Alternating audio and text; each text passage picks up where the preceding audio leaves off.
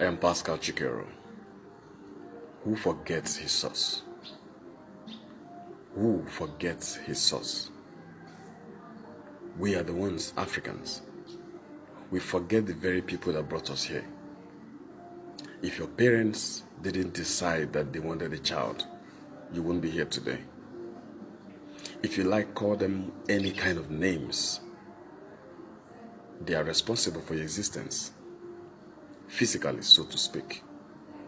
You forget them, you disregard them, you treat them like forgotten peace. What goes around comes around. Who wants to be forgotten? You see people doing every single thing so that history will remember them. You are the ones that will remember your own ancestors. You are the ones that will remember your own parents. Then you forget them. That means everything they did was in vain. If you don't blow your trumpet, who will do it for you? If you don't remember those who gave birth to you, who will remember them? You call them evil. Because they told you to call them evil, and you call them evil. You are the same person who have become an instrument to destroy your own self.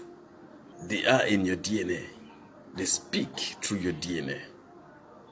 Science has proven that. You are, whether you like it or not, from their family tree. You can never change it. Your ancestors need you to remember them. Look at the whites, they do it. You see them even in movies. You love it when they go to the graveside to go and give maybe kind of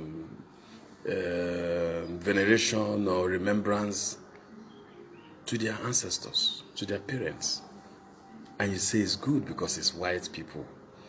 When you do it, it is evil because you are black people. See how you destroy yourself? Wake up, black man. Remember your source. Every tree can never do without its roots. You can never do without your root. Remember your ancestors.